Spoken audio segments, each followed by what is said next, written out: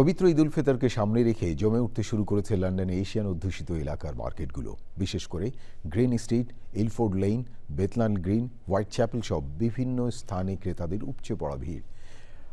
যুক্তরাজ্যের লন্ডন থেকে বিস্তারিত জানাচ্ছেন এমদাদুল হক এমদাদ। ঈদ মানে খুশি, ঈদ মানে আনন্দ।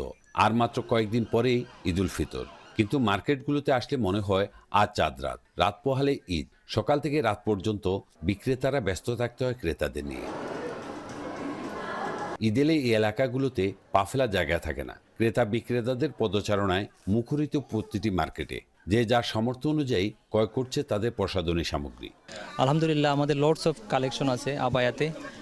আর আলহামদুলিল্লাহ আমাদের কমিউনিটির অনেক মানুষ আপনারা আসতেছেন। সব জিনিসের দাম যেভাবে একটু নাগালের বাহিরে, ঠিক তদ্রুপীদের সময়ে মার্কেটিংয়েও যেটা আমরা লক্ষ্য করতেছি, অনেক জিনিসের প্রাইস আপ।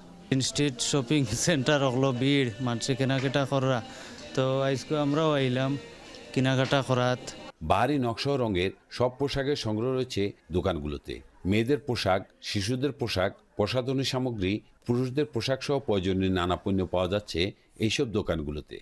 না, আমরা ঈদের সময় ভালোই আমরা সাড়া পাচ্ছি। আমরা লাস্ট ইয়ার থেকে এই বছর আরও জমজমাট ব্যবসা হচ্ছে আলহামদুলিল্লাহ। কারণ আর ঈদের বেশি দেরি নেই, চলে আসছে। আমি তো সবার জন্য শপিং করতে চলে আসলাম। বিক্রেতারা বিশেষ মূল্য ছাড়ের মাধ্যমে ক্রেতাদের আকৃষ্ট করার চেষ্টা করলেও ক্রেতারা যাচাই বাছাইয়ের মাধ্যমে ঈদ সামগ্রী ক্রয় করার ইচ্ছে প্রকাশ করে।